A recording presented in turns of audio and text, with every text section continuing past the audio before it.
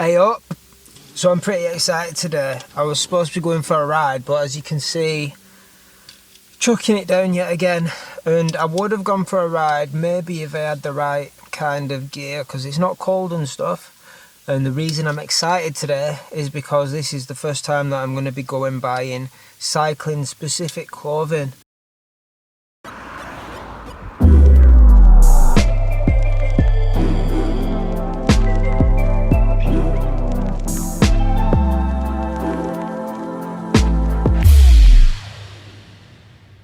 Now, because I'm using my brother's road bike, he's not got clip pedals or anything like that, and I've never used them, so I've no need to buy shoes with cleats and that kind of thing. But what I do want to get is some bib shorts. The logical place, really, because I've never had them before, I'm going to start with some cheaper ones. So I'm going to go to Decathlon.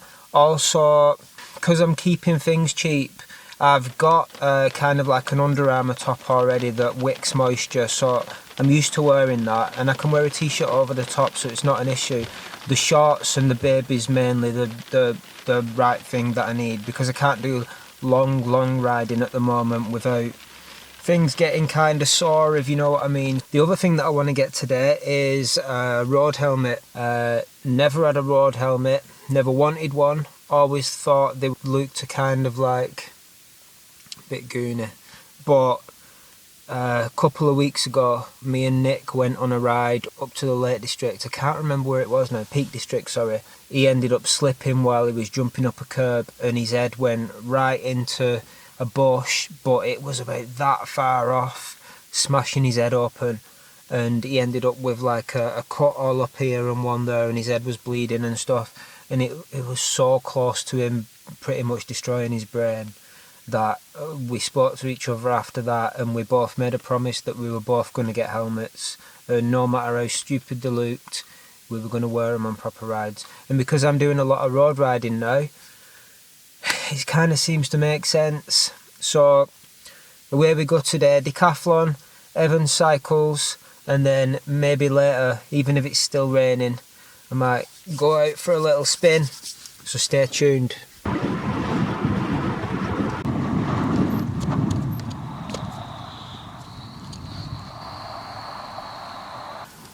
Well, I've just got out of Evans Cycles, and as you can see, I've not got an helmet on my head.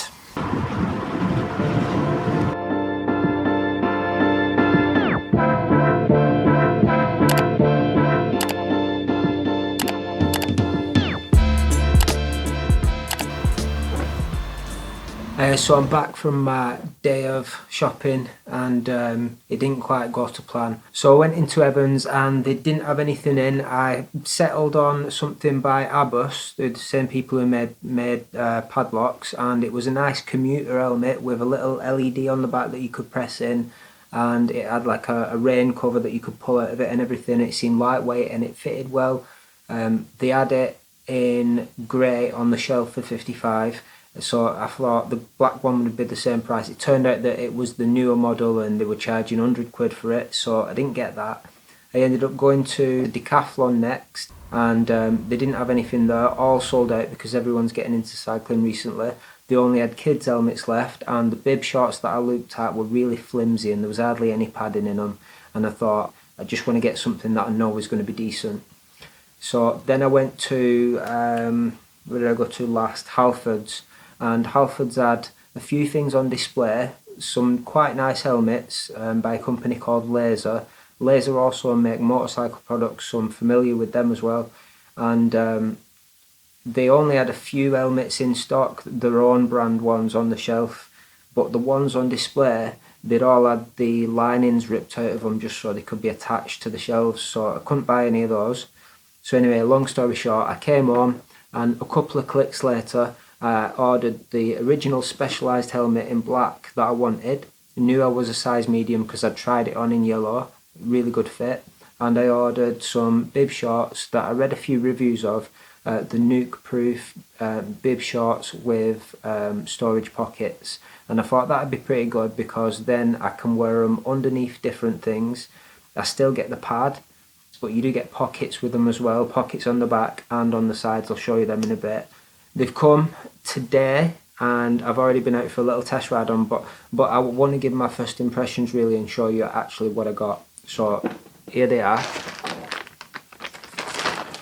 nuke proof storage bib shorts, and when I got them I thought, how do I even put these on? But they were fairly simple. I ordered the right size for me. I'm usually a medium in everything, and I ordered a medium and they fit well, but just read the sizing chart if you're unsure. And the thing that I was expecting was, because I've read some reviews of like bib shorts and things, I was expecting the pad to be removable, but it's not in this. So I don't know whether that's a common thing or whether it's I'm just mistaken from reading, but if you know, just leave me a comment below and let me know.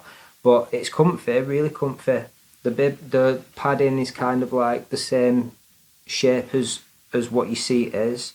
It's thicker at the back and then thinner in this front bit. So thicker there and then thinner here.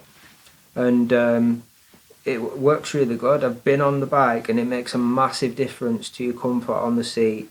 Like it doesn't even hurt at all sitting on it, especially after a few miles. One of the things that I found out, well, I found out this quite a while ago, but you shouldn't wear underwear with them.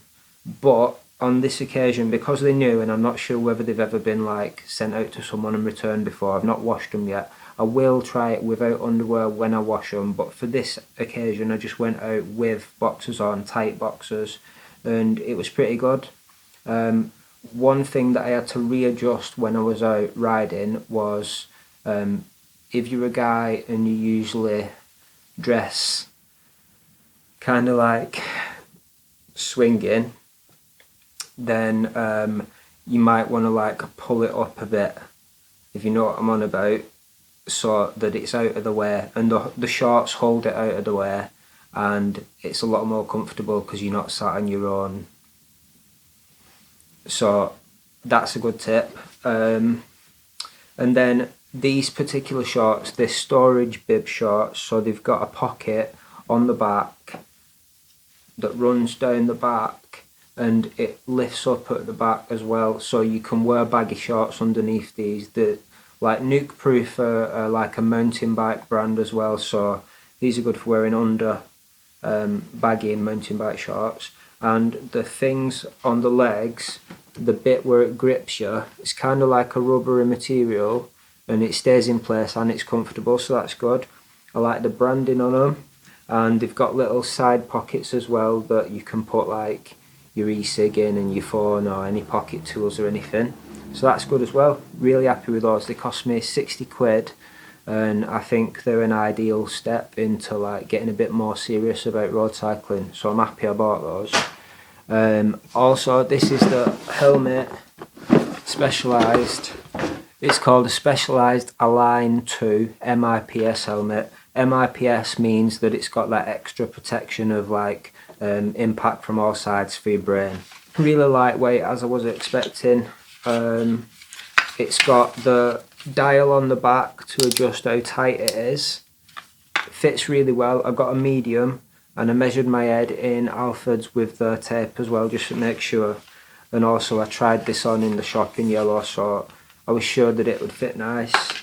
The one downside of it is the clicky fastener is quite hard to unfasten.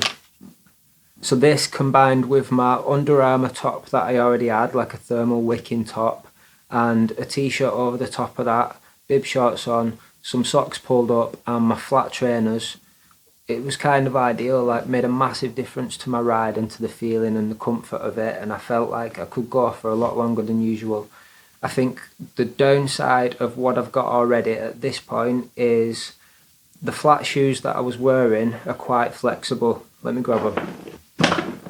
So I've got flat pedals on that bike that I'm using, so I've no need to buy clipless, but I kind of realised the advantage of clip pedals.